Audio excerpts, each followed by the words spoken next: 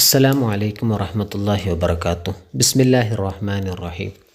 6ാം ക്ലാസ്സിലെ തജ്വീദിൻ്റെ ഒന്നാമത്തെ പാഠം അദ്ദർസുൽ അവ്വൽ, പാഠം 1. ഫളായിലു തിലാവത്തിൽ ഖുർആൻ വഹിഫ്ളിഹി. ഖുർആൻ പാരായണത്തിൻ്റെയും അത് മനപാഠമാക്കുന്നതിൻ്റെയും ശ്രേഷ്ഠത, ഇതിനെക്കുറിച്ചാണ് ഈ പാഠത്തിൽ പ്രതിപാദിക്കുന്നത്. തദ്രീബാത്തിൽ നിന്ന് മാത്രം പരീക്ഷയ്ക്ക് വേണ്ടി പഠിക്കുന്നതിന് പുറമെ നമ്മൾ പാഠഭാഗത്തിൽ നിന്നും കൂടി ഒരുപാട് കാര്യങ്ങൾ പഠിക്കേണ്ടതുണ്ട്. കാരണം കൂടുതൽ പരീക്ഷയ്ക്ക് വരുന്ന ചോദ്യങ്ങൾ പാഠഭാഗത്തിൽ നിന്നാണ്. അതുകൊണ്ട് പാഠഭാഗങ്ങൾ നന്നായി ശ്രദ്ധിക്കുക. ഫളായിലു തിലാവത്തിൽ ഖുർആനി വഹിഫ്ളി. ഖുർആൻ പാരായണത്തിൻ്റെയും അത് മനപാഠമാക്കുന്നതിൻ്റെയും ശ്രേഷ്ഠത.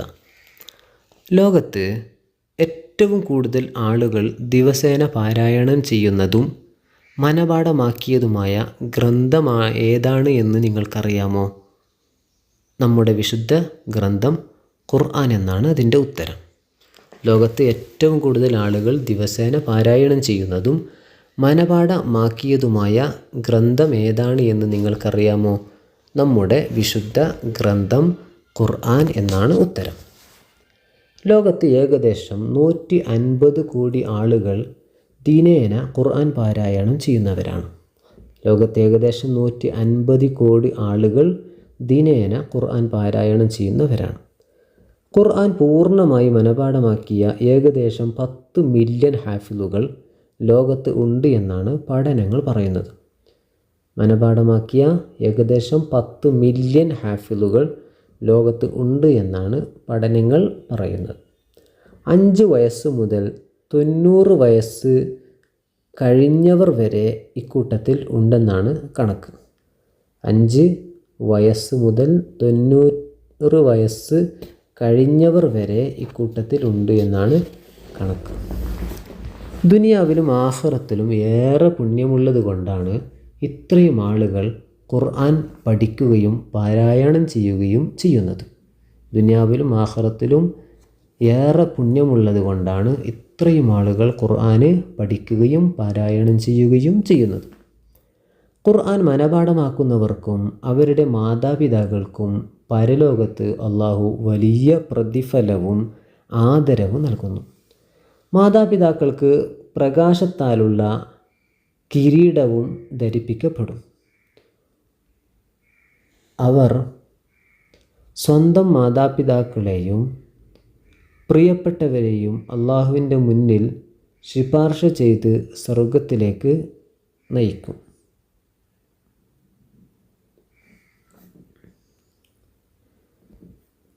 നമ്മളും ഖുർആൻ പാരായണം ശീലമുള്ള ലോകത്തെ മില്യൺ കണക്കിന് ആളുകളിൽ ഒരാളാവണം. നമ്മളും ഖുർആൻ പാരായണം ശീലമുള്ള ലോകത്തെ മില്യൺ കണക്കിന് ആളുകളിൽ ഒരാൾ ആവണം. നബി സല്ലല്ലാഹു അലൈഹി വസല്ലം തങ്ങൾ പറയുന്നു, മൻ ഖറഅ ഹർഫൻ മിൻ കിതാബില്ലാഹ് ഫലഹു ബിഹി ഹസന വൽ ഹസനതു ബിഅശ്രി അംസാലിഹ. വിശുദ്ധ ഖുർആനിൽ ഒരു അക്ഷരം പാരായണം ചെയ്യുന്നത് 10 ഇരട്ടി പ്രതിഫലം ലഭിക്കുന്ന നന്മയാണ്. വിശുദ്ധ ഖുർആനിൽ ഒരു അക്ഷരം പാരായണം ചെയ്യുന്നത് 10 ഇരട്ടി പ്രതിഫലം ലഭിക്കുന്ന നന്മയാണ്. ഖുർആനിലെ ഓരോ അക്ഷരങ്ങളും തജ്വീദ് നിയമങ്ങൾ പാലിച്ച് കൃത്യമായി പാരായണം ചെയ്താലേ ഈ പുണ്യങ്ങൾ കിട്ടുകയുള്ളൂ. ഖുർആനിൽ അതിൻ്റെ പാരായണ നിയമങ്ങൾ നോക്കി അക്ഷരങ്ങൾ, ഹർക്കത്തുകൾ, ഷദ്ദുകൾ ഇതൊക്കെ നോക്കിയായിരിക്കും വിലയിരുത്തുന്നത്. ഖുർആനിൻ്റെ ആളുകൾ, അതാരാണ് ഖുർആനിൻ്റെ ആളുകൾ? നമുക്ക് നോക്കാം. അത് പഠിക്കുകയും പാരായണം നിത്യമാക്കുകയും ചെയ്യുന്നവർ അള്ളാഹുവിൻ്റെ സ്വന്തക്കാരും പ്രത്യേകക്കാരുമെന്നാണ് ഹദീസിൽ കാണാം. അള്ളാഹുവിൻ്റെ സ്വന്തക്കാർ, അതേപോലെ തന്നെ പഠിക്കുകയും പാരായണം നിത്യമാക്കുകയും ചെയ്യുന്നവർ, ഇവരാണ് ഖുർആനിൻ്റെ ആളുകൾ. ഖുർആനിൻ്റെ ആളുകൾ എന്ന് പറഞ്ഞാൽ ഖുർആനിൻ്റെ അക്ഷരങ്ങൾ മനഃപ്പാഠമാക്കുകയും അതേപോലെ പാരായണം നിത്യമാക്കുകയും ചെയ്യുന്നവരാണ്. ഖുർആൻ പാരായണം ചെയ്യുന്ന വിശ്വാസിയെ നബി സല്ലല്ലാഹു അലൈഹി വസല്ലമ തങ്ങൾ നല്ല രുചിയും സുഗന്ധവുമുള്ള നാരങ്ങയോടാണ് ഉപമിച്ചത്. ഖുർആൻ പാരായണം ചെയ്യാത്ത കപടവിശ്വാസിയെ ആട്ടങ്ങയോടാണ് ഉപമിച്ചത്.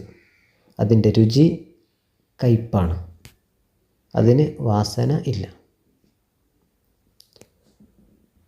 മസലുൽ മുഅ്മിനില്ലദീ യഖറഉൽ ഖുർആൻ കൽ ഉതുറുഞ്ചത്തി തഅമുഹാ ത്വയ്യിബുൻ വരീഹുഹാ ത്വയ്യിബുൻ വമസലുൽ മുനാഫിഖില്ലദീ ലാ യഖറഉൽ ഖുർആൻ കമസലിൽ ഹൻതത്തി ലൈസ ലഹാ റീഹുൻ വതഅമുഹാ മുർറുൻ. മുത്തഫഖുൻ അലൈഹി. ഇമാം ബുഖാരിയും മുസ്ലിം റിപ്പോർട്ട് ചെയ്യപ്പെട്ട ഹദീസാണ്. ഖുർആനിലെ ചില സൂറത്തുകളും ആയത്തുകളും മനപാഠമാക്കാത്തവർ നമ്മുടെ കൂട്ടത്തിൽ ഉണ്ടാവില്ല. ഏതെങ്കിലും ചില പ്രത്യേകമുള്ള സൂറത്തുകൾ കാണാതെ പഠിക്കാൻ വേണ്ടി ഉസ്താദുമാർ പറയുമ്പോൾ അത് പഠിച്ചിരിക്കും. അങ്ങനെ പഠിച്ചവരാണ് പലരും. അതുകൊണ്ടാണ് നമ്മൾ മദ്രസയിലെ ചെറിയ ക്ലാസ് മുതലേ പല സൂറത്തുകളും ആയത്തുകളും മനപാഠമാക്കുന്നത്. നമ്മൾ മദ്രസയിൽ നിന്ന് ചെറിയ ക്ലാസ് മുതൽ പല സൂറത്തുകളും ആയത്തുകളും നമ്മൾ മനപാഠമാക്കുന്നത് എന്തുകൊണ്ടാണ്? നമ്മൾ ഇത് കാണാതെ പഠിച്ച് എപ്പോഴേക്കും നിലനിൽക്കാൻ വേണ്ടിയാണ്.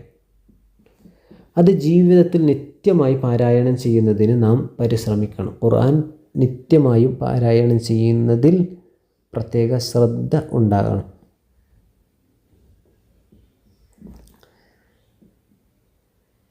മനപാഠമാക്കിയത് മുഴുവൻ കളയുന്നത് വലിയ കുറ്റമാണ്. ഖുർആൻ മനപാഠമാക്കിയത് മറന്നു കളയുന്നത് വലിയ കുറ്റമാണ്.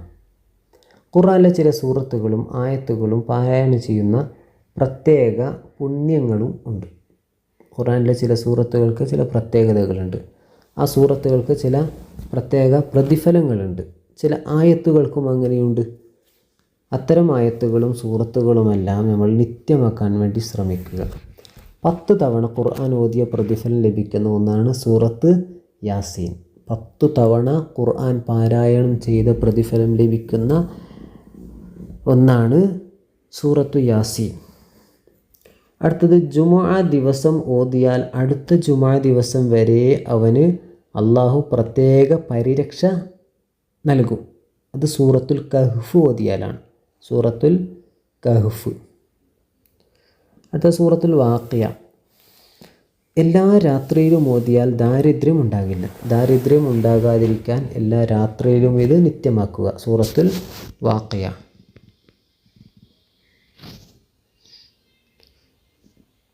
അടുത്ത സൂറത്തുൽ വാഖിയ ഇദാ വഖഅത്തിൽ വാഖിയ എന്ന് തുടങ്ങുന്ന സൂറത്താണ് സൂറത്തുൽ വാഖിയ. ഈ സൂറത്ത് പാരായണം ചെയ്തതിൻ്റെ പ്രത്യേകതയാണ് പറഞ്ഞത്. എല്ലാ രാത്രിയിലും ഓതിയാൽ ദാരിദ്ര്യം ഉണ്ടാവുകയില്ല.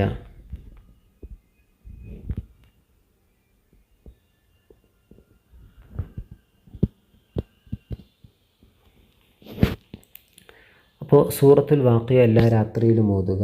അത് ഓതിയാൽ ദാരിദ്ര്യം ഉണ്ടാവുകയില്ല. അടുത്തത് സൂറത്തുൽ മുൽക്കിനെ കുറിച്ചാണ്. എല്ലാ രാത്രിയിലും ഓതിയാൽ ഖബർ ശിക്ഷയിൽ നിന്ന് ഒഴിവാക്കുകയും അതിൻ്റെ ശഫാഅത്ത് ലഭിക്കുകയും ചെയ്യും. സൂറത്തുൽ മുൽക്ക് എല്ലാ രാത്രിയിലും ഓതിയാൽ ഖബറിലുള്ള ശിക്ഷക്ക് ഇളവ് ലഭിക്കുന്നതാണ്, അഥവാ ഒഴിവാക്കുന്നതാണ്. മാത്രമല്ല സൂറത്തുൽ മുൽക്ക് അള്ളാഹുവിനോട്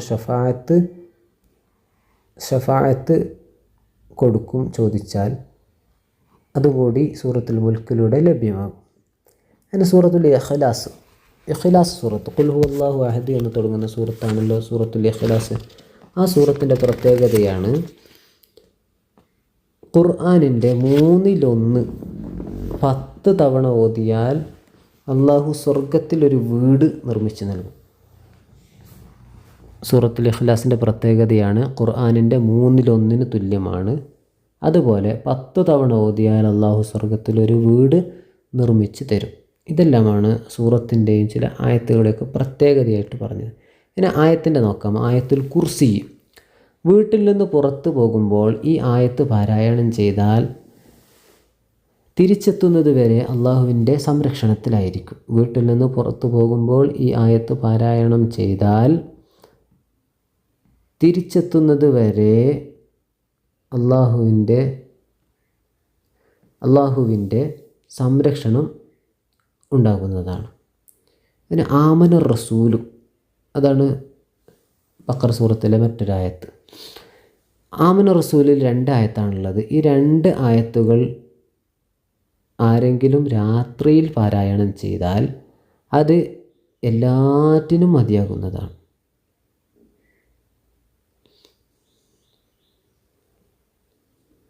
ആമന റസൂല് എന്നുള്ള 2 ആയത്ത് ആരെങ്കിലും രാത്രിയിൽ പാരായണം ചെയ്താൽ അത് എല്ലാറ്റിനും മതിയായതാണ്.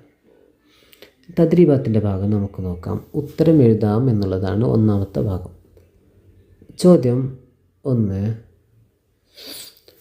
ഖുർആനിൽ നിന്ന് അല്പം പോലും ഹൃദയത്തിലില്ലാത്തവരെ നബി തങ്ങൾ ഉപമിച്ചത് എന്തിനോടാണ്? ഉത്തരം തകർന്നു പോയ വീടിനോടാണ്. തകർന്നു പോയ വീടിനോട്. ചോദ്യം 2. ഖുർആനിലെ ഒരു അക്ഷരം പാരായണം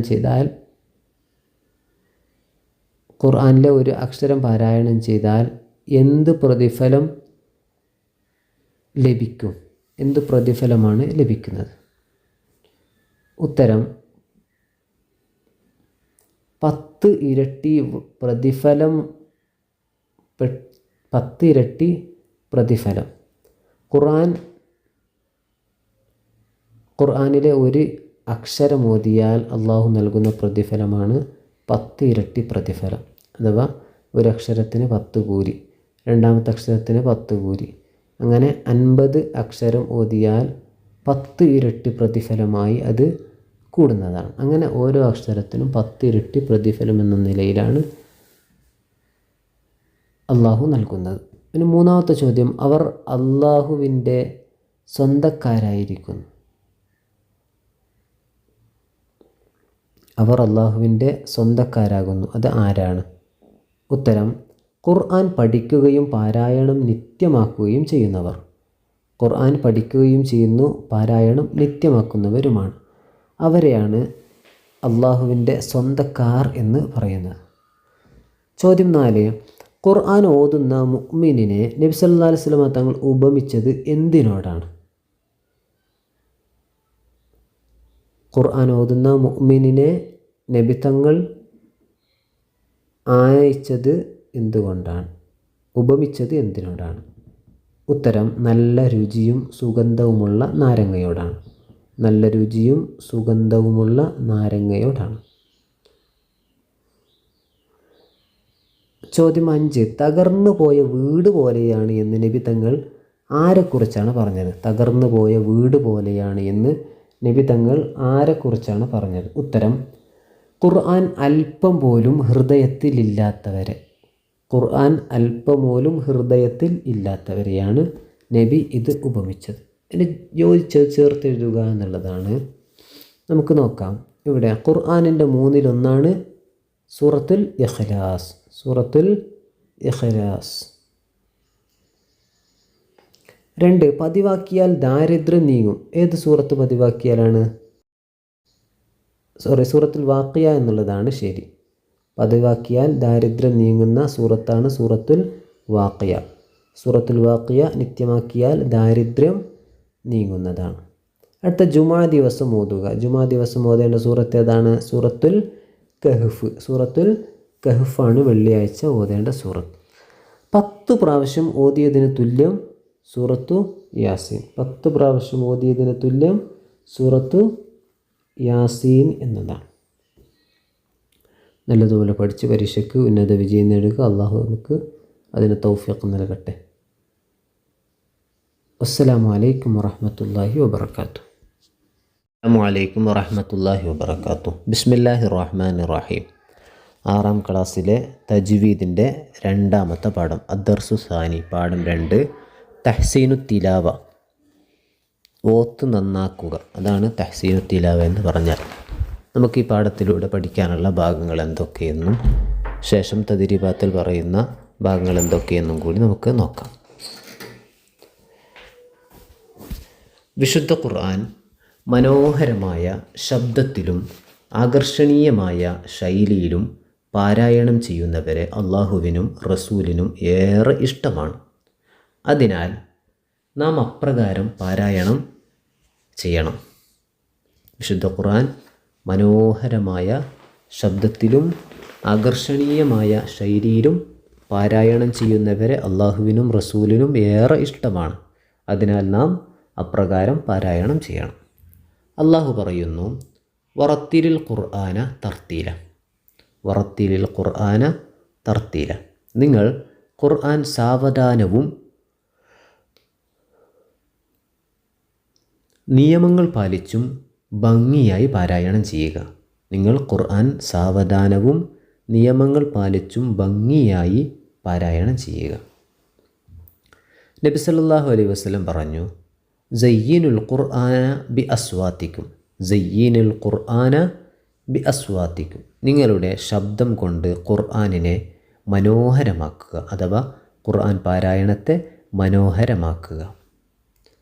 പാരായണത്തിൽ ശബ്ദ ഭംഗിയും ശൈലിയും സൂക്ഷിക്കാനുള്ള നിർദ്ദേശമാണിത്. പാരായണത്തിൽ ശബ്ദ ഭംഗിയും ശൈലിയും സൂക്ഷിക്കാനുള്ള നിർദ്ദേശമാണിത്. മറ്റൊരു ഹദീസിൽ നബി സല്ലല്ലാഹു അലൈഹി വസല്ലം തങ്ങൾ പറഞ്ഞു, ഇഖ്റഉൽ ഖുർആന ബിലുഹൂനിൽ അറബ് വ അസ്വാത്തിഹ. ഇഖ്റഉൽ ഖുർആന ബിലുഹൂനിൽ അറബി വ അസ്വാത്തിഹ. നിങ്ങൾ അറബികളുടെ ശൈലിയും ശബ്ദത്തിലും ഖുർആൻ പാരായണം ചെയ്യുക. നിങ്ങൾ അറബികളുടെ ശൈലിയിലും ശബ്ദത്തിലും ഖുർആൻ പാരായണം ചെയ്യുക. ഖുർആൻ അറബി ഭാഷയിലായതിനാൽ മറ്റൊരു ഭാഷാ ശൈലിയും കലർപ്പില്ലാതെ ശുദ്ധമായ അറബിയിൽ തന്നെ അത് പാരായണം ചെയ്യണമെന്ന കൽപ്പനയാണിത്. പാരായണത്തിൽ മറ്റു ഭാഷയുടെ ശൈലിയോ ഉച്ചാരണ രീതിയോ ഒരിക്കലും കടന്നു വരാൻ പാടില്ല. നമ്മുടെ പാരായണത്തിൽ താഴെ പറയുന്ന കാര്യങ്ങൾ ശ്രദ്ധിച്ചാൽ പാരായണം ആകർഷണീയവും മികച്ചതുമാക്കാം. ഏതെല്ലാം എന്ന് നോക്കാം. 1. അക്ഷരങ്ങളുടെ കൃത്യമായ ഉച്ചാരണവും ശബ്ദ സ്വഭാവവും പാലിക്കുക. അക്ഷരങ്ങളുടെ കൃത്യമായ ഉച്ചാരണവും ശബ്ദ സ്വഭാവവും പാലിക്കുക. 2. മീമിലും നൂനിലും ഗുന്നത്ത് ചെയ്യേണ്ടിടത്ത് കൃത്യമായ അളവ് പാലിച്ച് ഗുന്നത്ത് ചെയ്യുക. മീമിലും നൂനിലും ഗുന്നത്ത് ചെയ്യേണ്ടിടത്ത് കൃത്യമായ അളവ് പാലിച്ച് ഗുന്നത്ത് ചെയ്യുക. 3. ദീർഘ ശബ്ദം അഥവാ മദ് കൊടുക്കേണ്ടിടത്ത് കൃത്യമായ അളവ് പാലിച്ച് ശബ്ദം ക്രമീകരിക്കുക. ദീർഘശബ്ദം അഥവാ മദ് കൊടുക്കേണ്ടിടത്ത് കൃത്യമായ അളവ് പാലിച്ച് ശബ്ദം ക്രമീകരിക്കുക. 4. ഘനശബ്ദവും അഥവാ തഫ്ഖീം, ലഘു ശബ്ദവും തർക്കീഖ് കൊടുക്കേണ്ട അക്ഷരങ്ങൾക്ക് അവ കൃത്യമായി കൊടുക്കുക. തഫ്ഖീം, തർക്കീഖ് എന്നിവ അക്ഷരങ്ങൾക്ക് കൊടുക്കേണ്ടത് കൃത്യമായി കൊടുക്കുക. 5. വഖഫ് ചെയ്യേണ്ട അവസരങ്ങളിൽ ശബ്ദം നിയന്ത്രിച്ച് നിയമാനുസൃതം വഖഫ് ചെയ്യുക. വഖഫ് ചെയ്യേണ്ട അവസരങ്ങളിൽ ശബ്ദം നിയന്ത്രിച്ച് നിയമാനുസൃതം വഖഫ് ചെയ്യുക. 6. ഖാരിഉകളുടെയും ഉസ്താദുമാരുടെയും ഖിറാഅത്ത് കേട്ട് പരിശീലനം നേടുക. ഖാരിഉകളുടെയും ഉസ്താദുമാരുടെയും ഖിറാഅത്ത് കേട്ട് പരിശീലനം നേടുക.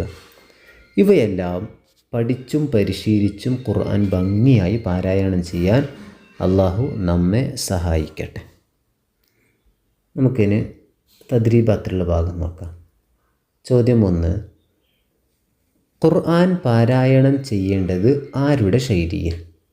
ഖുർആൻ പാരായണം ചെയ്യേണ്ടത് ആരുടെ ശൈലിയിൽ? ഉത്തരം, മനോഹരമായ ശബ്ദത്തിലും ആകർഷണീയമായ ശൈലിയിലും. മനോഹരമായ ശബ്ദത്തിലും ആകർഷണീയമായ ശൈലിയിലും. ചോദ്യം 2. പാരായണത്തിൽ ശബ്ദഭംഗിയുണ്ടാവണമെന്ന് പറഞ്ഞത് ആര്? പാരായണത്തിൽ ശബ്ദഭംഗിയുണ്ടാവണമെന്ന് പറഞ്ഞത് ആര്? ഉത്തരം നബി സല്ലല്ലാഹു അലൈഹി വസല്ലം. ചോദ്യം 3. ഖുർആൻ പാരായണം ആകർഷണീയമാവാൻ ആവശ്യമായ 2 കാര്യങ്ങൾ എഴുതുക. ഖുർആൻ പാരായണം ആകർഷണീയമാവാൻ ആവശ്യമായ 2 കാര്യങ്ങൾ. മുകളിൽ 6 കാര്യങ്ങൾ പറഞ്ഞിട്ടുണ്ട്. അതിൽ നിന്ന് 2 കാര്യങ്ങൾ എഴുതുക. 1. അക്ഷരങ്ങളുടെ കൃത്യമായ ഉച്ചാരണവും ശബ്ദ സ്വഭാവവും പാലിക്കുക. 2. മീമിലും നൂനിലും ഗുന്നത്ത് ചെയ്യേണ്ടിടത്ത് കൃത്യമായി അളവ് പാലിച്ച് ഗുന്നത്ത് ചെയ്യുക. ദീർഘശബ്ദം അഥവാ മദ് കൊടുക്കേണ്ടിടത്ത് കൃത്യമായ അളവ് പാലിച്ച് ശബ്ദം ക്രമീകരിക്കുക.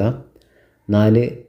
തഫ്ഖീമ് തർക്കീക്ക് കൊടുക്കേണ്ട അക്ഷരങ്ങൾക്ക് അവ കൃത്യമായി കൊടുക്കുക. 5. വഖഫ് ചെയ്യേണ്ട അവസരങ്ങളിൽ ശബ്ദം നിയന്ത്രിച്ച് നിയമാനുസൃതം വഖഫ് ചെയ്യുക. 6. ഖാരിഉകളുടെയും ഉസ്താദുമാരുടെയും ഖിറാഅത്ത് കേട്ട് പരിശീലനം നേടുക.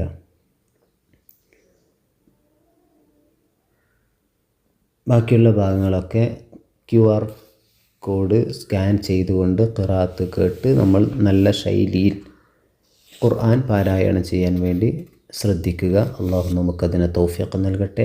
വആഖിറു ദഅവാന അനിൽ ഹംദുലില്ലാഹി റബ്ബിൽ ആലമീൻ. വസ്സലാമു അലൈക്കും വറഹ്മത്തുള്ളാഹി വബറകാതുഹു. അസ്സലാമു അലൈക്കും വറഹ്മത്തുള്ളാഹി വബറകാതുഹു. ബിസ്മില്ലാഹിർ റഹ്മാനിർ റഹീം. 6ാം ക്ലാസ്സിലെ തജ്വീദിൻ്റെ 3ാമത്തെ പാഠം അദ്ദർസു സാലിസ്. പാഠം 3. അഹ്കാമുൻ നൂനി സാക്കിനത്തി വത്തൻവീൻ. സുക്കൂനായ നൂനിൻ്റെയും തൻവീനിൻ്റെയും വിധികളെക്കുറിച്ചാണ് ഈ പാഠത്തിൽ പ്രതിപാദിക്കുന്നത്. നമുക്ക് ഈ പാഠത്തിൽ പറയുന്ന ഭാഗം നോക്കാം. ഖുർആൻ പാരായണം ആസ്വാദ്യകരമാകണമെങ്കിൽ ശ്രദ്ധിക്കേണ്ട വളരെ പ്രധാനപ്പെട്ട ഒരു കടമയാണ് മീമിലും നൂനിലും വരുന്ന ഗുന്നത്ത്. സുക്കൂനുള്ള മീമിൻ്റെ നിയമങ്ങൾ നാം കഴിഞ്ഞ ക്ലാസ്സിൽ പഠിച്ചത് ഓർക്കുന്നുണ്ടല്ലോ. ഇനി നമുക്ക് നൂനിൽ ശ്രദ്ധിക്കേണ്ട ഉച്ചാരണ നിയമങ്ങളെക്കുറിച്ച് പഠിക്കാം. തജ്വീദ് നിയമങ്ങളിൽ നാം പഠിക്കേണ്ട വളരെ പ്രധാനപ്പെട്ട അക്ഷരമാണ് സുക്കൂനുള്ള നൂൻ. സുക്കൂനുള്ള നൂനിൻ്റെ അതേ ശബ്ദത്തിൽ ഉച്ചരിക്കുന്ന മറ്റൊന്നു കൂടിയുണ്ട്. അതാണ് തൻവീൻ. ഇത് ഫതഹ്, കസ്ർ, ലമ്മ് എന്നീ 3 ഹർക്കത്തുകളിലും വരുന്നതാണല്ലോ. താഴെ കൊടുത്ത അക്ഷരങ്ങൾ വായിച്ചു നോക്കൂ. ബൻ, ബിൻ, ബുൻ. ബൻ, ബിൻ, ബുൻ. മുകളിൽ എഴുതിയത് പിരിച്ചെഴുതിയതാണ്. താഴെ എഴുതിയത് അതിൻ്റെ ശരിയായ എഴുത്തിൻ്റെ രൂപമാണ്. ഉച്ചാരണം രണ്ടും ഒന്ന് തന്നെയാണ്. അഥവാ ബൻ എന്നെഴുതിയാൽ ബ പ്ലസ് ന്, അതാണ് ബൻ. ബി പ്ലസ് ന്, അതാണ് ബിൻ. ബു പ്ലസ് ന്, അതാണ് ബുൻ. ഇതിനെയാണ് തൻവീൻ എന്ന് പറയുന്നത്. ബൻ തൻവീൻ ഫതഹ്, ബിൻ തൻവീൻ കസ്ർ, ബുൻ തൻവീൻ ലമ്മ്. മുകളിൽ കൊടുത്ത അക്ഷരങ്ങളിൽ നൂനിനും തൻവീനിനും ഉച്ചാരണത്തിൽ ഒരുപോലെയല്ലേ? അതെ, ഉച്ചാരണത്തിൽ ഒരുപോലെയാണ് ഈ ഭാഗങ്ങളെല്ലാം. നൂന് എന്ന അക്ഷരം ഖൈശൂമിൽ നിന്നുള്ള ഗുന്നത്തിൻ്റെ സഹായത്തോടെയാണ് ഉച്ചരിക്കേണ്ടത്. ഖൈശൂം എന്ന് പറഞ്ഞാൽ തരിമൂക്ക്. അപ്പോൾ നൂന് എന്ന അക്ഷരം തരിമൂക്കിൽ നിന്നുള്ള ഗുന്നത്തിൻ്റെ സഹായത്തോടെയാണ് ഉച്ചരിക്കേണ്ടത്. സുക്കൂനുള്ള നൂനിൻ്റെയും തൻവീനിൻ്റെയും ശേഷം വരുന്ന അക്ഷരങ്ങളെ അടിസ്ഥാനപ്പെടുത്തി ഇവയുടെ ഉച്ചാരണത്തിൽ മാറ്റങ്ങൾ ഉണ്ടാവാം. സുക്കൂനായ നൂനിൻ്റെയും തൻവീൻ്റെയും ശേഷം വരുന്ന അക്ഷരങ്ങളെ അടിസ്ഥാനപ്പെടുത്തി ഉച്ചാരണത്തിൽ മാറ്റങ്ങൾ ഉണ്ടാകും. സൂറത്തുൽ ഗാശിയയിലെ ആദ്യത്തെ 7 ആയത്തുകളുടെ പാരായണം ശ്രദ്ധയോടെ കേൾക്കാം. ഈ പാരായണത്തിൽ സുക്കൂനുള്ള നൂനിൻ്റെയും തൻവീനിൻ്റെയും ഉച്ചാരണ വ്യത്യാസവും ഉന്നത്തും ശ്രദ്ധിക്കുമല്ലോ. സൂറത്തുൽ ഗാശിയ എന്ന് പറഞ്ഞാൽ ഹൽ അതാക ഹദീസുൽ ഗാശിയ. ഈ സൂറത്തിനെയാണ് സൂറത്തുൽ ഗാഷിയ എന്ന് പറയുന്നത്. നമുക്കതിലെ ആദ്യത്തെ 7 ആയത്ത് ഒന്ന് പാരായണം ചെയ്ത് നോക്കാം. ഇതിൽ നൽകിയ QR കോഡിലും നിങ്ങൾക്ക് സ്കാൻ ചെയ്ത് സൂറത്തുൽ ഗാഷിയയിലെ ആദ്യത്തെ 7 ആയത്തുകൾ കേട്ടു നോക്കാം. നമുക്ക് ആ 7 ആയത്തുകളൊന്ന് നോക്കാം. ബിസ്മില്ലാഹിർ റഹ്മാനിർ റഹീം. ഹൽ അതാക ഹദീസുൽ ഗാഷിയഹ വുജൂഹുൻ യൗമഇദിൻ ഖാശിഅഹ ആമിലത്തുൻ നാസിബഹ തസ്ലാ നാറൻ ഹാമിയഹ تسقى من عين آنية ليس لهم طعام إلا من ضريع لا يسمن ولا يغني من جوع وجوه يومئذ ناعمة لسعيها راضية في جنة عالية. ഇതിൽ കുറേ തൻവീന് വരുന്ന സ്ഥലം നമുക്ക് കാണാൻ കഴിയും. സുക്കൂനായ നൂന് വരുന്ന സ്ഥലവും കാണാൻ കഴിയും. നമുക്കിതിൻ്റെ നിയമങ്ങളൊക്കെ എന്തൊക്കെയെന്ന് നോക്കാം. നാം കേട്ട പാരായണത്തിൽ ചില നൂനുകളും തൻവീനുകളും കൂടുതൽ മണിച്ച് ഉച്ചരിക്കുന്നു. ചിലത് തീരെ മണിച്ചിട്ടില്ല. ചിലത് വ്യക്തമായി ഉച്ചരിച്ചിട്ടുണ്ട്. ചിലത് വ്യക്തമായി ഉച്ചരിച്ചിട്ടില്ല. ഈ വ്യത്യാസങ്ങൾ മനസ്സിലാക്കാൻ സാക്കിനായ നൂനിൻ്റെയും തൻവീനിൻ്റെയും നിയമങ്ങൾ നമുക്ക് പഠിക്കാം. അവ 5 സുക്കൂനായ നൂനിൻ്റെയും തൻവീനിൻ്റെയും നിയമങ്ങൾ 5 ആ 5 നിയമങ്ങൾ നമുക്ക് ഏതൊക്കെയെന്ന് നോക്കാം. അൽ-ഇഖ്ഫാ, അൽ-ഇദ്ഹാർ, ഇദ്ഗാമുൻ ബിഗുന്ന, ഇദ്ഗാമുൻ ബിലാ ഗുന്ന, ഇഖ്ലാബ്. ഇഖ്ഫാ എന്ന് പറഞ്ഞാൽ മറച്ച് മണിച്ച് ഓതുക. മറക്കുകയും വേണം, മണിക്കുകയും വേണം. ഇദ്ഹാർ എന്ന് പറഞ്ഞാൽ വെളിവാക്കി ഓതുക. അഥവാ അവിടെ മണിക്കലോ ചേർത്ത് ഓതലോ ഒന്നുമില്ല. ഇദ്ഗാം ബിഗുന്ന ചേർത്ത് മണിച്ചോതൽ, ചേർത്ത് മണിച്ച് ഓതൽ. ഇദ്ഗാം ബിലാ ഗുന്ന ചേർത്ത് മണിക്കാതെ ഓതൽ, ചേർത്ത് മണിക്കാതെ ഓതൽ. ഇഖ്ലാബ് മറിച്ച് ഓതുക. ഒരക്ഷരത്തിനെ മറ്റൊരു അക്ഷരമായി മറിച്ച് ഓതണം. അതിനെയാണ് ഇഖ്ലാബ് എന്ന് പറയുന്നത്. നമുക്ക് അടുത്ത ഭാഗം നോക്കാം. തദ്രീബാത്തിലെ 1-ാമത്തെ ഭാഗം സൂറത്തു നബയിലെ സുക്കൂനുള്ള നൂന് വന്ന 5 പദങ്ങൾ. സൂറത്തു നബ അഥവാ അമ്മ യതസാഅലൂൻ എന്ന് തുടങ്ങുന്ന സൂറത്തിനെയാണ് സൂറത്തു നബ എന്ന് പറയുന്നത്. അതിൽ നമുക്ക് സുക്കൂനായ നൂനിൻ്റെ 5 നിയമങ്ങൾ വന്ന പദങ്ങൾ നമുക്ക് നോക്കാം.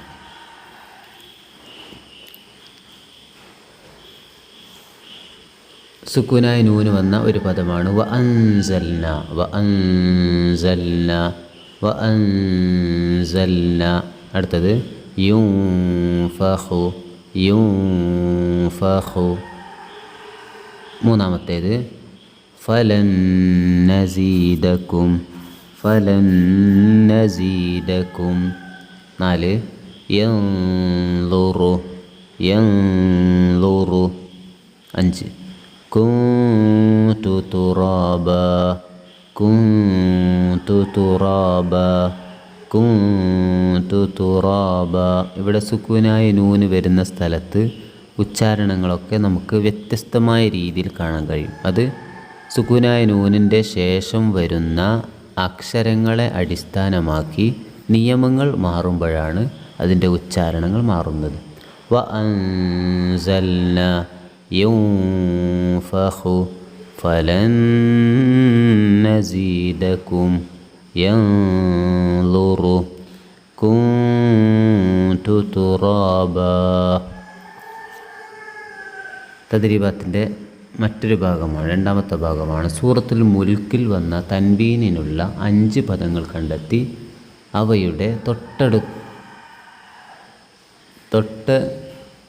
തൊട്ടടുടെയുള്ള പദങ്ങളും ചേർത്ത് എഴുതുക. അഥവാ 2 പദങ്ങളാക്കി ചേർത്ത് എഴുതണം. തൻവീനും തൻവീനിന് ശേഷമുള്ള പദങ്ങളും കൂടി എഴുതണം. നമുക്ക് നോക്കാം 5 ഉദാഹരണങ്ങൾ. അമലൻ, അമലൻ വഹുവ, അമലൻ വഹുവ. 2 ത്വിബാഖൻ, ത്വിബാഖൻ മാ തറാ, ത്വിബാഖൻ മാ തറാ. 3 തഫാവുത്തിൻ, തഫാവുത്തിൻ ഫർജിഇൽ ബസറ, തഫാവുത്തിൻ ഫർജിഇൽ ബസറ. 4 റുജൂമൻ, റുജൂമൻ ലിശ്ശയാത്വീൻ, റുജൂമൻ ലിശ്ശയാത്വീൻ. 5 ഷഹീഖൻ, ഷഹീഖൻ വഹിയ, ഷഹീഖൻ വഹിയ. ഇതാണ് തൻവീനിനോട് ചേർന്ന് വരുന്ന അക്ഷരങ്ങൾ അടിസ്ഥാനമാക്കി നിയമങ്ങൾ വ്യത്യസ്തമായ രൂപത്തിൽ വരുന്നത്. മൂന്നാമത്തെ ഭാഗം സാക്കിനായ നൂനിൻ്റെയും തൻവീനിൻ്റെയും നിയമങ്ങളുടെ ഒരു ചാർട്ട് വരച്ച് ക്ലാസ്സിൽ പ്രദർശിപ്പിക്കുക. അഥവാ 5 നിയമങ്ങൾ വരുന്ന ഈ രൂപങ്ങൾ ഒരു ചാർട്ട് രൂപത്തിൽ എഴുതി അതിൻ്റെ ഭാഗം നമ്മൾ എന്ത് ചെയ്യുക, പ്രദർശിപ്പിക്കുക. അത് നമ്മൾ എഴുതി പഠിക്കുക. അങ്ങനെയുള്ള ഭാഗങ്ങൾ നമുക്ക് എഴുതിയാൽ കൂടുതൽ മനസ്സിലാകാനും നമ്മുടെ മനസ്സിൽ നിൽക്കാനും ഒക്കെ അത് കാരണമാകും. അള്ളാഹു നമുക്ക് നല്ല നിലയിൽ പഠിച്ച് മനസ്സിലാക്കി പരീക്ഷയിലൊക്കെ ഉന്നത വിജയം നേടാൻ അള്ളാഹു തൗഫീഖ് നൽകട്ടെ. വആഖിറു ദഅവാന അനിൽ ഹംദുലില്ലാഹി റബ്ബിൽ ആലമീൻ. വസ്സലാമു അലൈക്കും വറഹ്മത്തുള്ളാഹി വബറകാതുഹു. അസ്സലാമു അലൈക്കും വറഹ്മത്തുള്ളാഹി വബറകാതുഹു. ബിസ്മില്ലാഹിർ റഹ്മാനിർ റഹീം. 6ാം ക്ലാസ്സിലെ തജ്വീദിൻ്റെ 4ാമത്തെ പാഠം, അദ്ദർസുർ റാബിഅ, പാഠം 4, അൽ ഇൽഹാറു വൽ ഇദ്ഗാം. ഇൽഹാറിനെ കുറിച്ചും ഇദ്ഗാമിനെ കുറിച്ചും പറയുന്ന പാഠമാണ്. നേരത്തെ നമ്മൾ പഠിച്ച ക്ലാസ്സിൽ അഥവാ മുൻകഴിഞ്ഞ ക്ലാസ്സിൽ നമ്മൾ 3ാമത്തെ പാഠത്തിൽ പഠിച്ചത് സുക്കൂനായ നൂനിൻ്റെയും തൻവീനിൻ്റെയും 5 നിയമങ്ങളെക്കുറിച്ചാണ്. ആ 5 നിയമങ്ങൾ ഏതെല്ലാം എന്നുള്ളത് തുടർന്നുള്ള പാഠങ്ങളിൽ വിശദീകരിക്കുകയാണ്. അതിൻ്റെ ഒരു ഭാഗമാണ് ഇൽഹാർ, ഇദ്ഗാം എന്നിവ വിശദീകരിക്കുന്നത്. നമുക്ക് നോക്കാം. സുക്കൂനുള്ള നൂനിനെയും തൻവീനിനെയും വ്യക്തമായി ഉച്ചരിക്കുന്നതിനാണ് ഇൽഹാർ എന്ന് പറയുന്നത്. സുക്കൂനുള്ള നൂനിനെയും തൻവീനിനെയും വ്യക്തമായി ഉച്ചരിക്കുന്നതിനാണ് ഇൽഹാർ എന്ന് പറയുന്നത്. സാധാരണ സുക്കൂനുള്ള ഒരു അക്ഷരം ഉച്ചരിക്കുന്ന പോലെ ഇവിടെ ഉച്ചരിക്കണം. സാധാരണ സുക്കൂനുള്ള ഒരു അക്ഷരം ഉച്ചരിക്കുന്ന പോലെ ഇവിടെ ഉച്ചരിക്കണം, അഥവാ വ്യക്തമായി ഉച്ചരിക്കണം എന്നർത്ഥം. സുക്കൂനുള്ള നൂനിൻ്റെയും തൻവീനിൻ്റെയും ശേഷം ഹൽക്കിൻ്റെ 6 അക്ഷരങ്ങളിൽ നിന്ന് ഏതെങ്കിലും ഒന്ന് വന്നാൽ ആണ് ഇൽഹാർ ചെയ്യേണ്ടത്. സുക്കൂനുള്ള നൂനിൻ്റെയും തൻവീനിൻ്റെയും ശേഷം ഹൽക്കിൻ്റെ 6 അക്ഷരങ്ങളുണ്ട്. ആ 6 അക്ഷരങ്ങളിൽ നിന്ന് ഏതെങ്കിലും ഒന്ന് വന്നാൽ അവിടെ നിയമം ഇൽഹാറാണ്. അഥവാ സുക്കൂനായ നൂനിനെയും തൻവീനിനെയും വെളിവാക്കി ഉച്ചരിക്കണം എന്നതാണ്. ഉദാഹരണങ്ങൾ നമുക്ക് നോക്കാം. 6 ഹൽക്കിൻ്റെ അക്ഷരങ്ങളും കൊടുത്തിട്ടുണ്ട്. സുക്കൂനായ നൂനിൻ്റെ ഉദാഹരണങ്ങളും തൻവീനിൻ്റെ ഉദാഹരണങ്ങളും നൽകിയിട്ടുണ്ട്.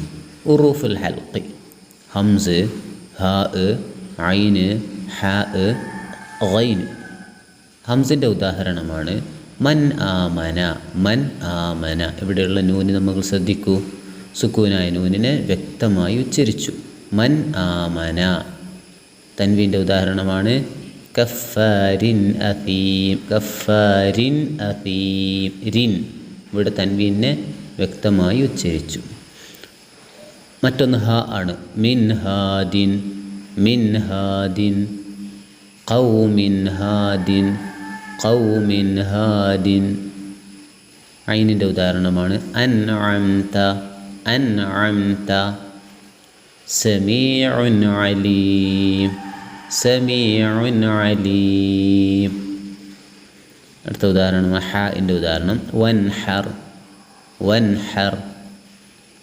അലീമുൻ ഹകീം, അലീമുൻ ഹകീം. ഗൈനിൻ്റെ ഉദാഹരണമാണ് ഫസയുൻഗിളൂന, ഫസയുൻഗിളൂന. മാഅൻ ഗദഖ, മാഅൻ ഗദഖ. ഇവിടെയുള്ള സുക്കൂനായ നൂനും തൻവീനും ഇൽഹാർ എന്ന നിയമത്തിലാണ് നമ്മൾ ഉച്ചരിച്ചത്. കാരണം സുക്കൂനായ നൂനിൻ്റെയും തൻവീനിൻ്റെയും ശേഷം ഹൽക്കിൻ്റെ 6 അക്ഷരങ്ങളിൽ നിന്ന് ഏതെങ്കിലും ഒരു അക്ഷരം വന്നു എന്നുള്ളതാണ് കാരണം. ഖാഇൻ്റെ ഒരു ഉദാഹരണം കൂടി കൊടുത്തിട്ടുണ്ട്. മിൻ ഖൈരിൻ കറത്തുൻ ഖാസിറ. അൽ-ഇദ്ഗാം. ഇനി ഇദ്ഗാം എന്ത് നോക്കാം. സുക്കൂനുള്ള അക്ഷരത്തെ ശേഷമുള്ള അക്ഷരത്തിൽ ലയിപ്പിച്ച് ഷദ് ചെയ്ത് ഉച്ചരിക്കുന്നതിനാണ് ഇദ്ഗാം എന്ന് പറയുന്നത്.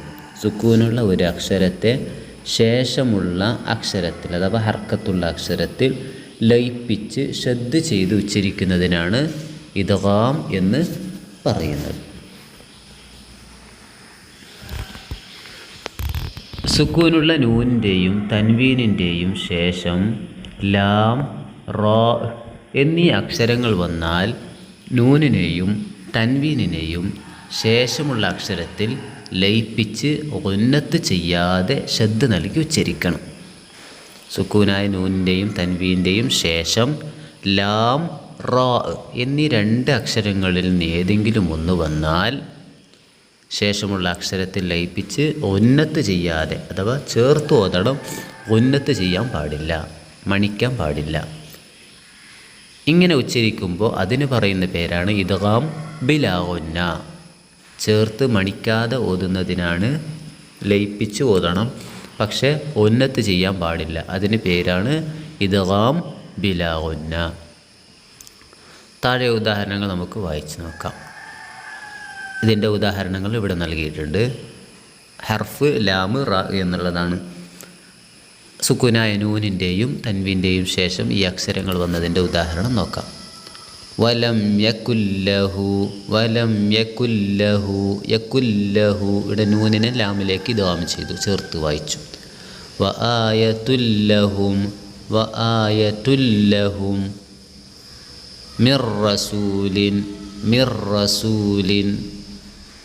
ഐഷത്തുൻ റാദിയ, ഐഷത്തുർ റാദിയ, ഐഷത്തുർ റാദിയ. ഇവിടെ നമ്മൾ സുക്കൂനായ നൂനിനെയും തൻവീനെയും ശേഷമുള്ള അക്ഷരത്തിലേക്ക് ലയിപ്പിച്ച് അഥവാ ചേർത്ത് നമ്മൾ ഓതി. പക്ഷേ ഇവിടെ നമ്മൾ ഗുന്നത്ത് ചെയ്തിട്ടില്ല, മണിച്ചിട്ടില്ല. നമുക്ക് നോക്കാം. സുക്കൂനുള്ള നൂനിനും തൻവീനും ശേഷം യാ, നൂന്, വാവ്, മീമ്, എനൂമു അല്ലെങ്കിൽ എൻമു. യാ, നൂന്, മീമ്, വാവ് ഈ 4 അക്ഷരങ്ങൾ എന്നീ 4 അക്ഷരങ്ങളിൽ നിന്ന് ഒന്ന് വന്നാൽ നൂനിനെയും തൻവീനെയും ശേഷമുള്ള അക്ഷരത്തിൽ ലയിപ്പിച്ച് ഗുന്നത്ത് ചെയ്ത് ഉച്ചരിക്കണം. നേരത്തെ നമ്മൾ പറഞ്ഞു ഗുന്നത്ത് ചെയ്യരുത്, ചേർത്ത് ഓതണം, ലയിപ്പിച്ച് ഓതണം. പക്ഷേ ഇവിടെ സുക്കൂനായ നൂനിൻ്റെയും തൻവീൻ്റെയും ശേഷം ഈ 4 അക്ഷരങ്ങളാണ് വന്നതെങ്കിൽ ചേർത്ത് ഓതുകയും വേണം, അഥവാ ലയിപ്പിച്ച് ഓതുകയും വേണം, ഗുന്നത്ത് ചെയ്യുകയും വേണം. ഇതിന് ഇദ്ഗാമും ബിഗുന്ന എന്ന് പറയുന്നു. ഇതിന് ഇദ്ഗാം ബിഗുന്ന എന്ന് പറയുന്നു. താഴെ കൊടുത്ത ഉദാഹരണങ്ങൾ വായിച്ച് നമുക്ക് പരിശീലിക്കാം. 4 ഉദാഹരണങ്ങൾ വന്ന ഭാഗം നമുക്ക് നോക്കാം.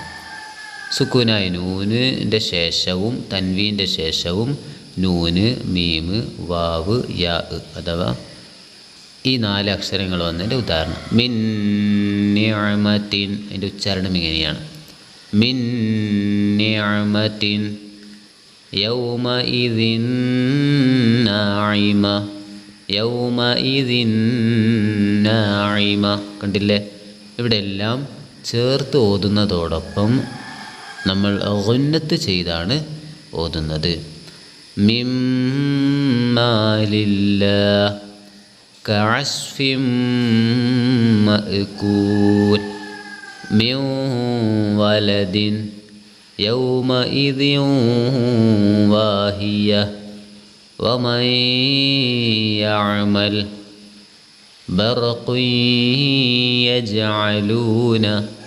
ഇവിടെയെല്ലാം സുക്കൂനായ നൂൻ്റെയും തൻവീൻ്റെയും ശേഷം ഇദ്ഗാമുൻ ബിഗുന്നയുടെ 4 അക്ഷരങ്ങൾ വന്നതുകൊണ്ട് നമ്മൾ ഇദ്ഗാം ബിഗുന്ന ചേർത്ത് മണിച്ച് ഓതുകയാണ് ചെയ്തത്. അതാണ് ഇതിൻ്റെ നിയമങ്ങൾ. നമുക്ക് തദ്രീബാത്തിലുള്ള ചില ഭാഗങ്ങൾ കൂടി നോക്കാം. തദ്രീബാത്തിൻ്റെ 1ാമത്തെ ഭാഗമാണ് ഉത്തരം എഴുതുക എന്നത്. ചോദ്യം 1. ഇൽഹാർ എന്നാൽ എന്ത്? ഇൽഹാർ എന്നാൽ എന്ത്? ഉത്തരം: സുക്കൂനുള്ള നൂനിനെയും തൻവീനിനെയും വ്യക്തമായി ഉച്ചരിക്കുന്നതിന് ഇൽഹാർ എന്ന് പറയുന്നു. സുക്കൂനുള്ള നൂനിനെയും തൻവീനിനെയും വ്യക്തമായി ഉച്ചരിക്കുന്നതിന് ഇൽഹാർ എന്ന് പറയുന്നു. ചോദ്യം 2. ഹൽക്കിൻ്റെ അക്ഷരങ്ങൾ ഏതെല്ലാം? ഹൽക്കിൻ്റെ അക്ഷരങ്ങൾ ഏതെല്ലാം? ഉത്തരം: ഹംസ്, ഹാ, ഐന്, ഹാ, ഗൈന്, ഖാ. ഈ 6 അക്ഷരങ്ങളെയാണ് ഹൽക്കിൻ്റെ അക്ഷരങ്ങൾ എന്ന് പറയുന്നത്. ഹംസ്, ഹാ, ഐന്, ഹാ, ഗൈന്, ഖാ. ചോദ്യം 3. ഇദ്ഗാം എന്നാൽ എന്ത്? ഇദ്ഗാം എന്നാൽ എന്ത്? ഉത്തരം: സുക്കൂനുള്ള അക്ഷരത്തെ ശേഷമുള്ള അക്ഷരത്തിൽ ലയിപ്പിച്ച് ശ്രദ്ധ ചെയ്ത് ഉച്ചരിക്കുന്നതിന് ഇദ്ഗാം എന്ന് പറയുന്നു. സുക്കൂനുള്ള അക്ഷരത്തെ ശേഷമുള്ള അക്ഷരത്തിൽ ലയിപ്പിച്ച് ശ്രദ്ധ ചെയ്ത് ഉച്ചരിക്കുന്നതിന് ഇദ്ഗാം എന്ന് പറയുന്നു. ചോദ്യം 4. ഇദ്ഗാമിൻ്റെ 2 ഇനങ്ങൾ ഏതൊക്കെ? ഇദ്ഗാമിൻ്റെ 2 ഇനങ്ങൾ ഏതൊക്കെ? ഉത്തരം: ഇദ്ഗാമുൻ ബിഗുന്ന, ഇദ്ഗാമുൻ ബിലാ ഗുന്ന. ഇദ്ഗാമുൻ ബിഗുന്ന ചേർത്ത് മണിച്ചോതുന്നതിനെയാണ് പറയുന്നത്. ഇദ്ഗാമുൻ ബിലാ ഗുന്ന ചേർത്ത് മണിക്കാതെ ഓതുന്നതിനെയാണ് പറയുന്നത്. തദ്രീബാത്തിൻ്റെ 2ാമത്തെ ഭാഗം. നിലവിലെ ഖുർആൻ ഭാഗത്ത് നിന്ന് ഇദ്ഗാമിനും ഇൽഹാറിനും 3 ഉദാഹരണങ്ങൾ വീതം നമ്മൾ കണ്ടെത്തി എഴുതുക. നിലവിൽ നമുക്ക് ഖുർആനിൻ്റെ ഭാഗം ഏതാണോ ആ ഭാഗത്ത് നിന്നാണ് നമ്മൾ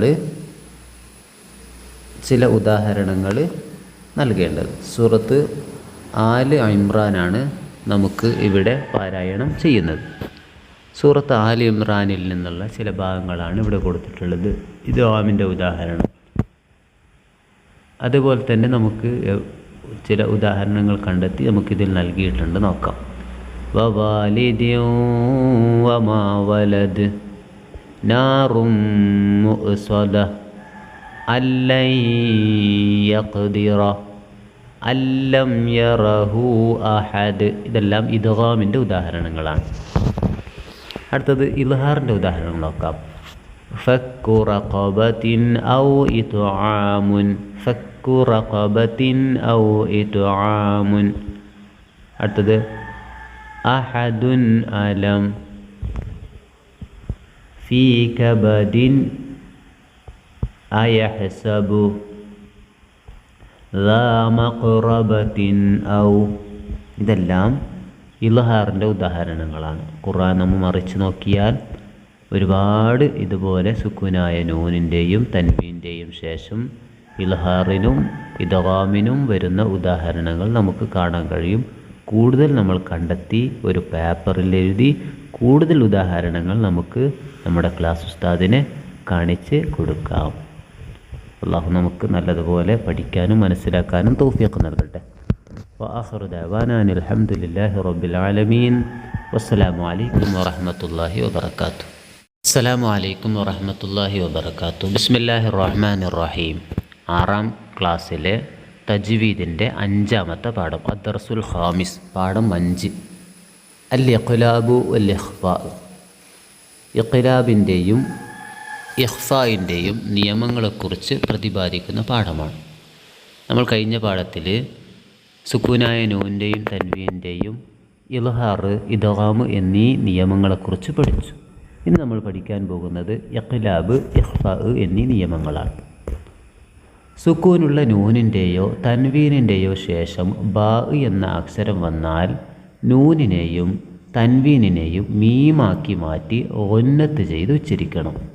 ഇതിന് ഇഖ്ലാബ് എന്ന് പറയുന്നു. സുക്കൂനുള്ള നൂനിൻ്റെയോ തൻവീനിൻ്റെയോ ശേഷം ബാ എന്ന അക്ഷരം വന്നാൽ നൂനിനെയും തൻവീനിനെയും മീമാക്കി മാറ്റി ഗുന്നത്ത് ചെയ്ത് ഉച്ചരിക്കണം. ഇതിന് ഇഖ്ലാബ് എന്ന് പറയുന്നു. താഴെയുള്ള ഉദാഹരണങ്ങൾ നമുക്ക് വായിച്ചു നോക്കാം. ബാ എന്ന അക്ഷരം സുക്കൂനായ നൂനിൻ്റെ ശേഷം വന്ന ഉദാഹരണമാണ് മിൻ ബഅദി. ഇവിടെ മിൻ ബഅദി എന്നാണുള്ളത്. സുക്കൂനായ നൂനിൻ്റെ ശേഷം ബാ വന്നതുകൊണ്ട് ബാഇനെ മറിച്ച് മീമാക്കി മാറ്റണം. അപ്പോൾ മിൻ എന്നതിൻ്റെ ശേഷം നമുക്ക് നോക്കാം. സുക്കൂനായ നൂനിനെ മറിച്ച് മീമാക്കി ഉച്ചരിക്കണം. സുക്കൂനായ നൂനിൻ്റെ ശേഷം ബാ വന്നതുകൊണ്ട് സുക്കൂനായ നൂനിനെ മറിച്ച് മീമാക്കി മാറ്റണം. നമുക്ക് നോക്കാം. മിൻ എന്നുള്ളത് മിം എന്ന് ഉച്ചരിക്കണം. മിം ബഅദി, മിം ബഅദി. നമുക്കിത് വായിക്കുമ്പോൾ തന്നെ ഉച്ചാരണത്തിൽ മനസ്സിലാവും. കിറാമിൻ ബററ, കിറാമിൻ ബററ. ഇവിടെ മിൻ എന്നുള്ളതിനെ മിം എന്ന് ഉച്ചരിക്കുന്നു. സുക്കൂനുള്ള നൂനിനെയും തൻവീനിനെയും അവ്യക്തമാക്കി ഗുന്നത്ത് ചെയ്ത് ഉച്ചരിക്കുന്നതിന് ഇഖ്ഫാ എന്ന് പറയുന്നു. സുക്കൂനുള്ള നൂനിനെയും തൻവീനെയും അവ്യക്തമായി ഗുന്നത്ത് ചെയ്ത് ഉച്ചരിക്കുന്നതിന് ഇഖ്ഫാ എന്ന് പറയുന്നു. നൂനിൻ്റെയോ തൻവീനിൻ്റെയോ ശേഷം താഴെ കാണുന്ന 15 അക്ഷരങ്ങളിൽ ഒന്ന് വന്നാലാണ് ഇഖ്ഫാ ചെയ്യേണ്ടത്. അഥവാ 15 അക്ഷരങ്ങളാണ് ഇഖ്ഫാ ചെയ്യേണ്ട അക്ഷരങ്ങൾ. ആ അക്ഷരങ്ങൾ ഏതൊക്കെയെന്ന് നോക്കാം. താ, സാ, ജീം, ദാൽ, ദാൽ, സായ്, സീൻ, ഷീൻ, സ്വാദ്, ലോദ്, ത്വാ, ലാ, ഫാ, ഖാഫ്, കാഫ്. ഇതാണ് 15 അക്ഷരങ്ങൾ. ചില ഉദാഹരണങ്ങൾ നമുക്ക് നോക്കാം. ഹുറൂഫുൽ ഇഖ്ഫാ, ഇഖ്ഫായിൻ്റെ അക്ഷരങ്ങൾ. സാക്കിനായ നൂനിൻ്റെയും അതേപോലെ തൻവീനിൻ്റെയും ഉദാഹരണങ്ങൾ ഇവിടെ നൽകിയിട്ടുണ്ട്. താ, മിൻ തഫാവുത്തിൻ, മിൻ തഫാവുത്തിൻ. കണ്ട, സുക്കൂനായ നൂനിൻ്റെ ശേഷം താഗ് വന്നു. അവിടെ നമ്മൾ ഇഖ്ഫാ ചെയ്ത് ഉച്ചരിച്ചു. മിൻ തഫാവുത്തിൻ. അടുത്തത് ഹില്ലതൻ തൽബസൂനഹ, ഹില്ലതൻ തൽബസൂനഹ. സായിൻ്റെ ഉദാഹരണമാണ് വൽ ഉൻസ മാഅൻ സജ്ജാജ. ജീമിൻ്റെ ഉദാഹരണം മിൻ ജൂഇൻ ഐനുൻ ജാരിയ. ദാലിൻ്റെ ഉദാഹരണം മിൻ ദൂനിഹി വകഅസൻ ദിഹാഖ. ദാലിൻ്റെ ഉദാഹരണമാണ് തുൻദിർഹും അസീസുൻ ദുൻതിഖാം. സീൻ്റെ ഉദാഹരണം അൽ ഇൻസാനു ഖംസതുൻ സാദിസുഹും. ഷീൻ്റെ ഉദാഹരണം മിൻ ഷൈഇൻ ഷൈഇൻ ഷഹീദ്. സ്വാദിൻ്റെ ഉദാഹരണം മൻസൂറൻ ബിരീഹിൻ സർസ്വരിൻ. ലോദിൻ്റെ ഉദാഹരണം മൻലൂദ് ഖിസ്മതുൻ ലീസ. താഇൻ്റെ ഉദാഹരണം അൻ തബഖിൻ കശജറത്തിൻ ത്വയ്യിബ. ലാഇൻ്റെ ഉദാഹരണം യൻളുറൂന ഖുറൻ ലാഹിറതൻ. ഫായിൻ്റെ ഉദാഹരണം അൻഫുസകും തബഅൻ ഫഹൽ. ഖാഫിൻ്റെ ഉദാഹരണം മിൻ ഖബ്ലു ഷൈഇൻ ഖദീർ. കാഫിൻ്റെ ഉദാഹരണം ഇൻ കുൻതും ളലാലിൻ കബീർ. ഇവിടെയുള്ള സുക്കൂനായ നൂനിൻ്റെയും തൻവീൻ്റെയും ശേഷം വന്ന 15 അക്ഷരങ്ങൾക്ക് ഇഖ്ഫാ അഥവാ മറച്ച് മണിച്ച് ഓതുക എന്നുള്ള നിയമമാണ്, ഇഖ്ഫാ എന്ന നിയമമാണ് ഇവിടെ നൽകിയിട്ടുള്ളത്. നമുക്ക് തദ്രീബാത്തിലുള്ള ഭാഗം നോക്കാം. തദ്രീബാത്തിൻ്റെ ഒന്നാമത്തെ ഭാഗം ഉത്തരം എഴുതുക എന്നുള്ളതാണ്. ചോദ്യം 1, ഇഖ്ലാബ് എന്നാൽ എന്ത്? ഇഖ്ലാബ് എന്നാൽ എന്ത്? ഉത്തരം, സുക്കൂനായ നൂന്, തൻവീന് എന്നിവയെ മീമാക്കി മാറ്റം. സുക്കൂനായ നൂനിനെയും തൻവീനിനെയും മീമാക്കി മാറ്റുന്നതിനെയാണ് ഇഖ്ലാബ് എന്ന് പറയുന്നത്. അതായത് സുക്കൂനായ നൂനിൻ്റെയും തൻവീൻ്റെയും ശേഷം ബാ എന്ന അക്ഷരം വന്നാൽ അവിടെയുള്ള സുക്കൂനായ നൂനിനെയും തൻവീനിൻ്റെ ഭാഗത്തെയും മീമാക്കി ഉച്ചരിക്കുന്നു. ഇതിന് ഇഖ്ലാബ് എന്ന് പറയുന്നു. ചോദ്യം 2, ഇഖ്ഫാ എന്നാൽ എന്ത്? സുക്കൂനായ നൂന്, തൻവീന് എന്നിവയെ അവ്യക്തമായി ഉച്ചരിക്കൽ.